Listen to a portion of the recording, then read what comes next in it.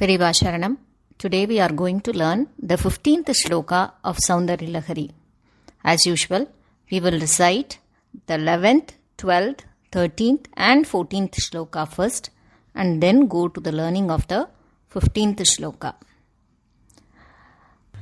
चतुर्भिः श्रीकण्ठैः शिवयुवतिभिः पञ्चभिरपि प्रभिन्नाभिः शम्भोः नवभिरपि मूलप्रकृतिभिः चतुश्चत्वारिंशत्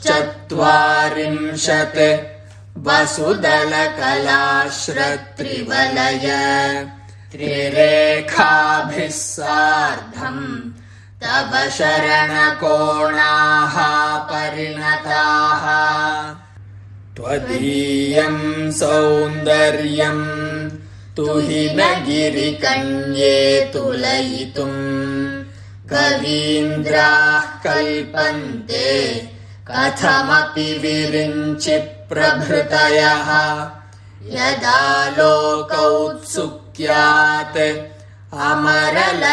अमरललनायान्ति मनसा तपोभिर्दुष्प्रापामपि गिरिशसायुज्य पदवीम् नरम् वर्षीयांसम् नयनविरसम् नर्मसुजडम् तवापाङ्गालोके पतितमनुधावन्ति शतशः गलद्वेणीबन्धाः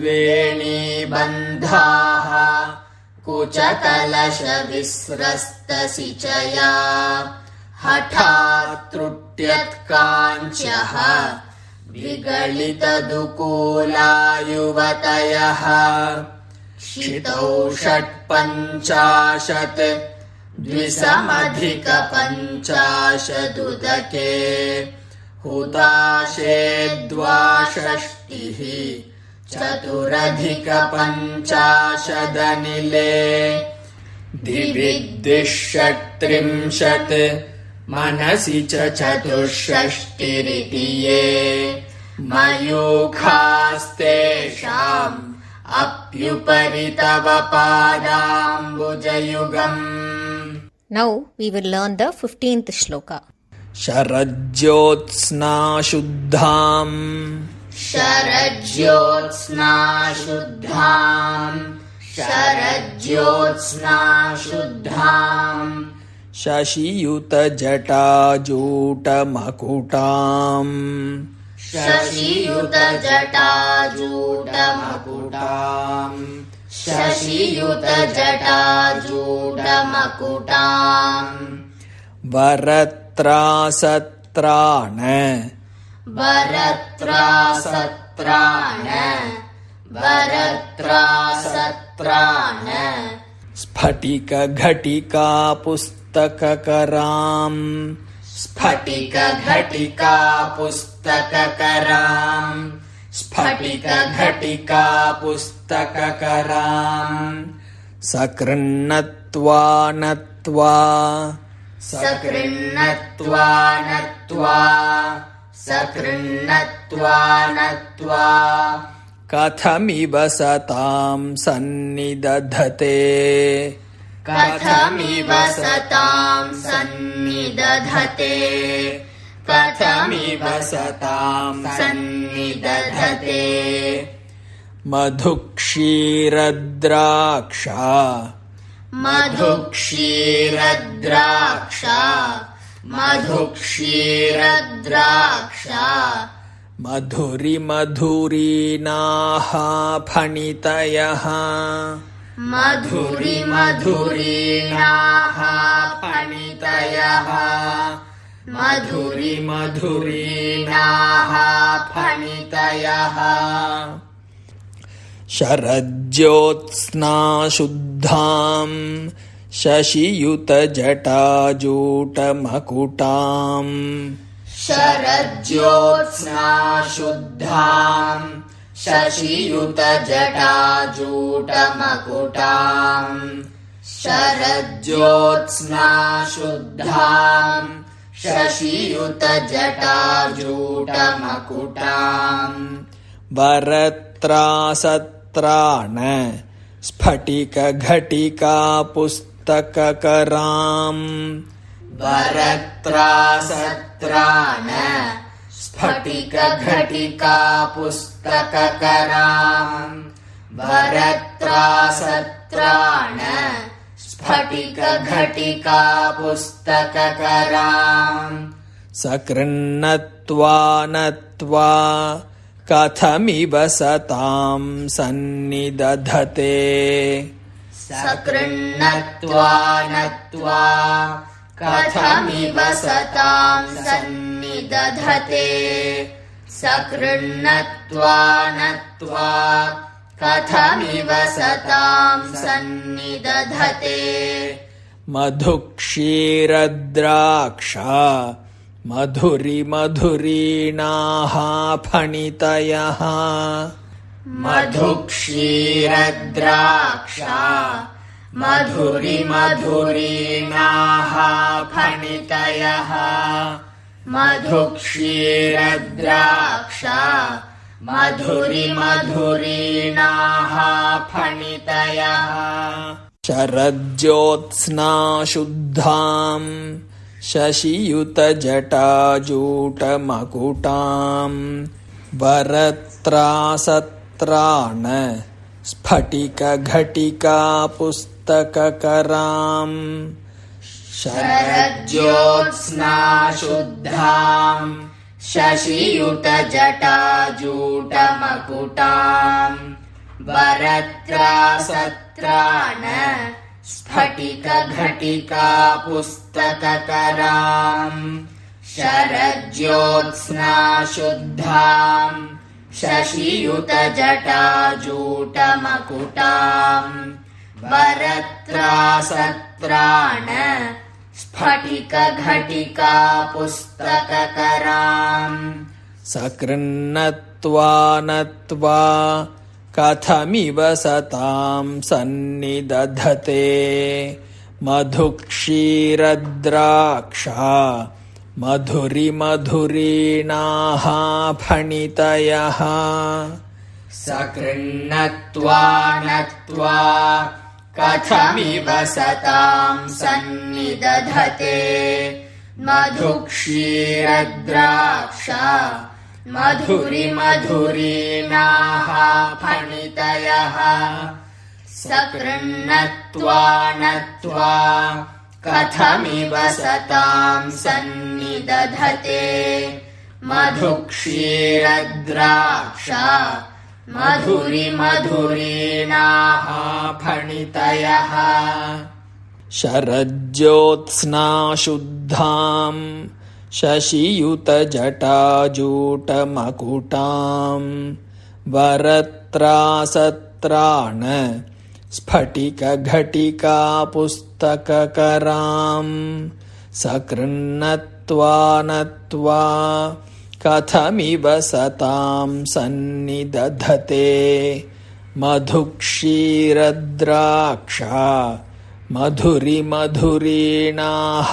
फणितयः शरज्योत्स्नाशुद्धाम् शशियुतजटाजूटमकुटाम् वरत्रासत्राण स्फटिकघटिकापुस्तककराम् सकृन्नत्वा नत्वा कथमिव सतां सन्निदधते मधुक्षीरद्राक्षा मधुरिमधुरीणाः फणितयः शरज्योत्स्नाशुद्धाम् शशियुतजटाजूटमकुटाम् वरत्रासत्राण स्फटिकघटिकापुस्तककराम् सकृन्नत्वा नत्वा कथमिव सतां सन्निदधते मधुक्षीरद्राक्षा मधुरिमधुरीणाः फणितयः. Now we will go into the meaning of the shloka line by line. The first line is Sharajyotsna Shuddham Shashiyuta Jatajuta Makutam. Sharajyotsna. Here, Sharat means Sharat Ritu, or we can say autumn season.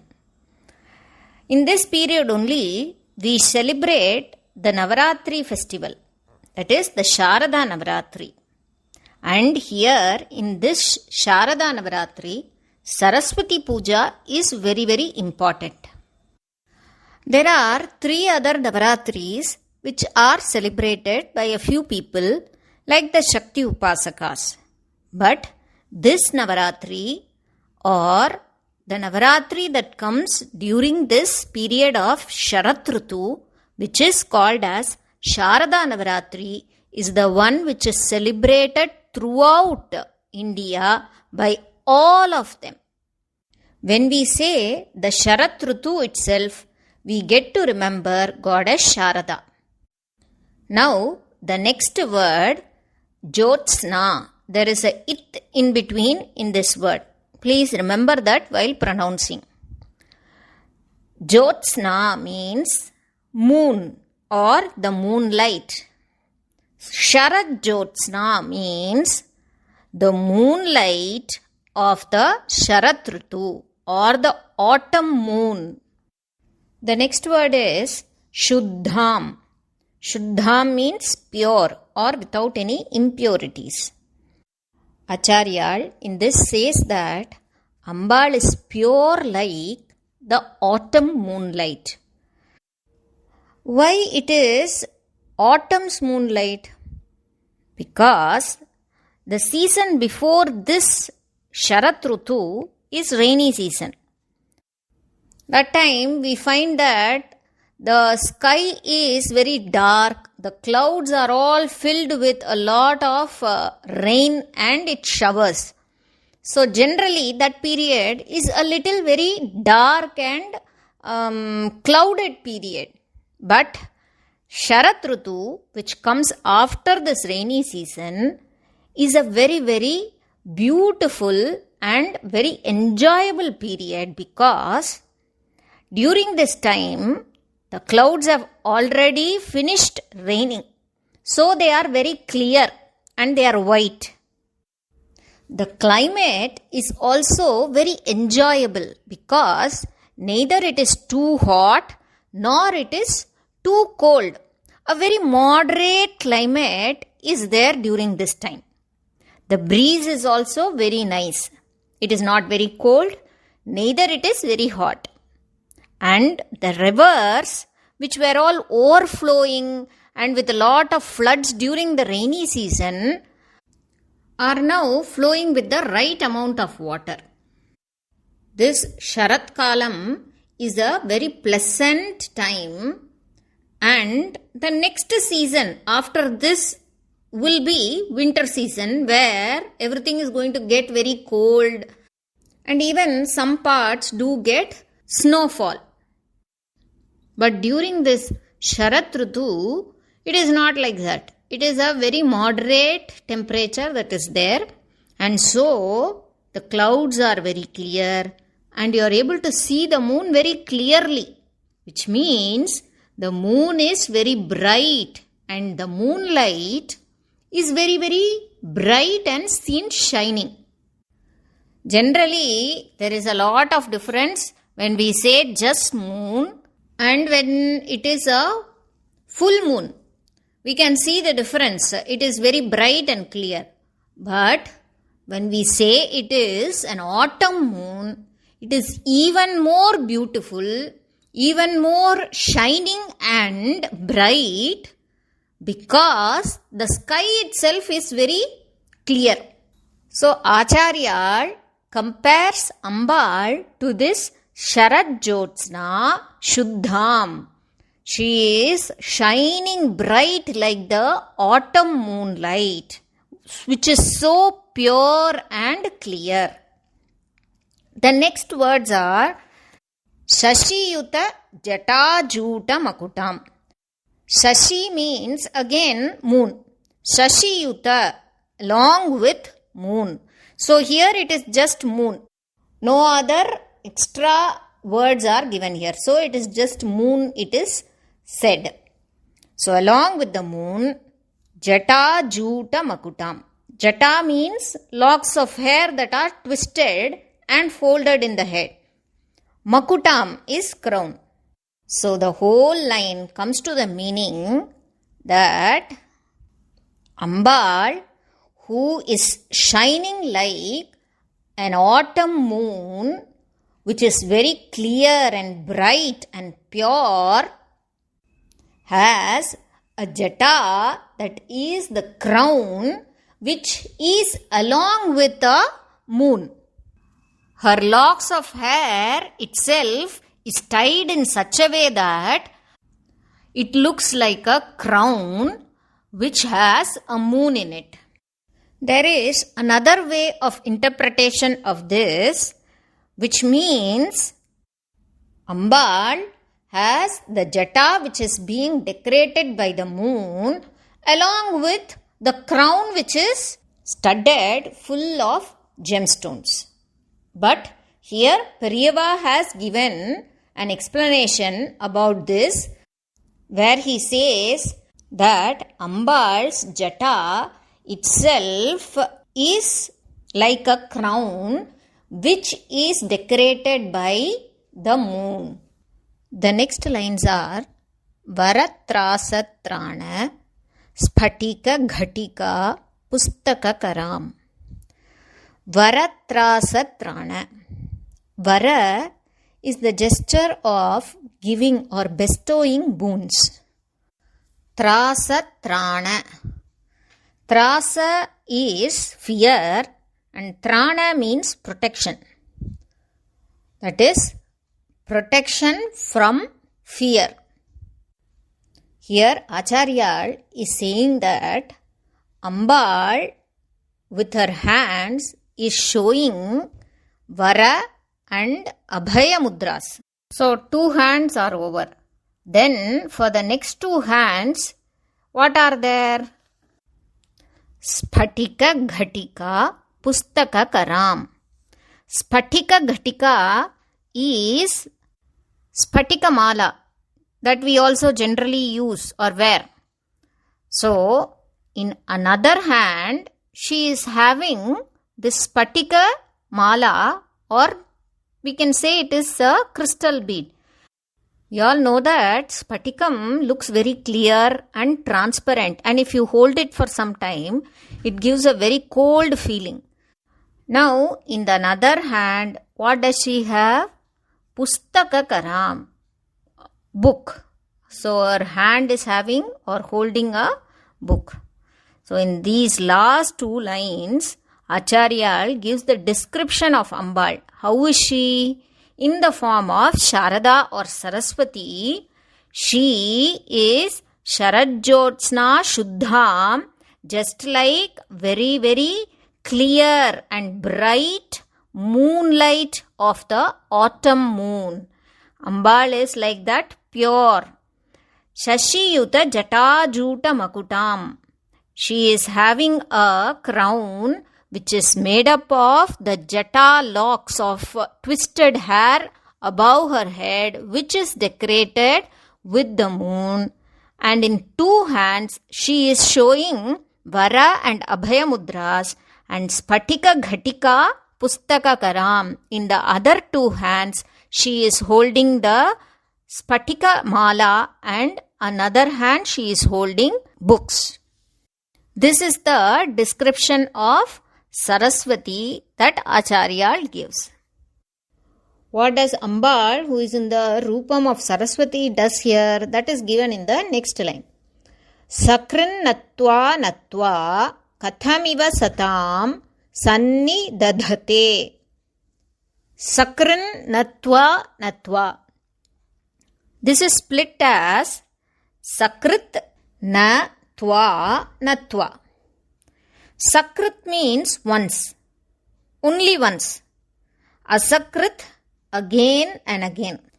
Here, Sakrit, this word has been used by Acharya very consciously, it seems. Because to specify that it is only once, sakrit.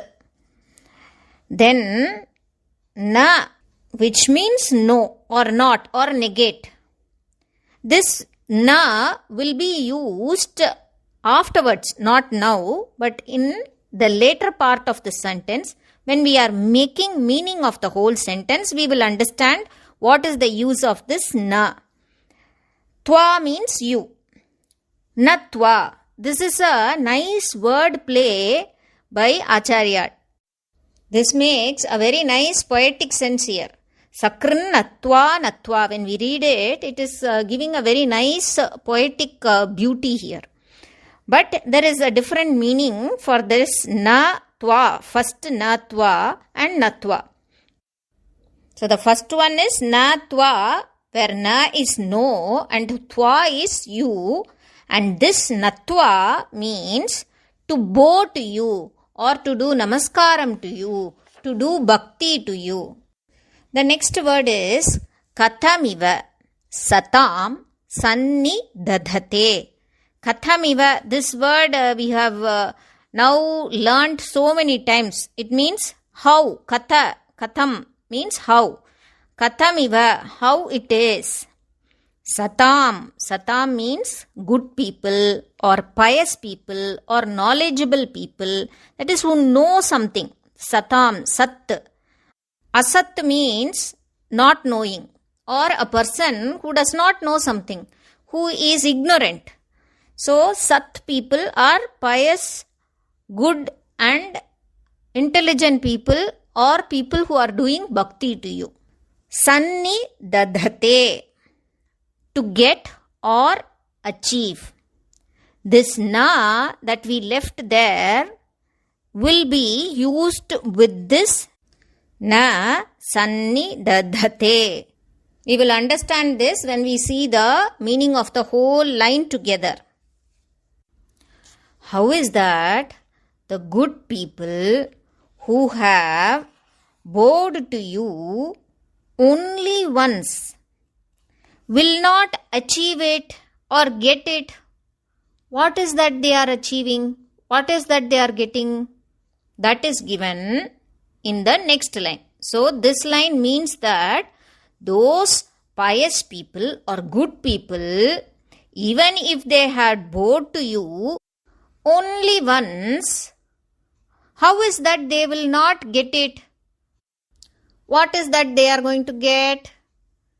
Madhukshira draksha madhuri madhurinaha phanitayaha. Madhu is honey. Kshira is milk. Draksha is grapes. What is common in all these things? Sweetness. The next word is madhuri madhurinaha. This is split as madhurima dhurinaha. Madhuri, we know it is sweetness. Dhurinaha, that is being charged or filled with sweetness or found in abundance. Phanitayaha. Phanitayaha means words. So whose words? These sat people or the good people or pious people who have bowed only once to you. If they have bowed even only once to you, and how is that their words will not be filled with the sweetness of honey, milk and grapes? That is what Acharya is saying here. This comes to the meaning that if these people bow to you even once, their words are going to be filled with so much of sweetness like the honey, the milk and grapes. Here Acharya first gives the Rupa Lakshanam of Ambaal, who is in the form of Saraswati, and he also says that if these people or pious people bow to her even once, how is that they will not get this sweetness of nectar, milk and honey in their words? That is your great power that even if they bow to you even once, you are bestowing them with that sweetness of words which is equal to all these things which we consider to be of great sweetness. In the shloka, Acharya also brings out that Lalita Tripura Sundari is Saraswati, and Saraswati is the same Lalita Tripura Sundari or Kamakshi, and along with that, he also brings out how she showers her blessing by making our words sweet. That is, sweet to the person who is listening. Those words become very attractive to others. That is what is meant here. So let us pray to Ambaal and Periva to bless us with that kind of sweetness to our words also. Periva Sharanam.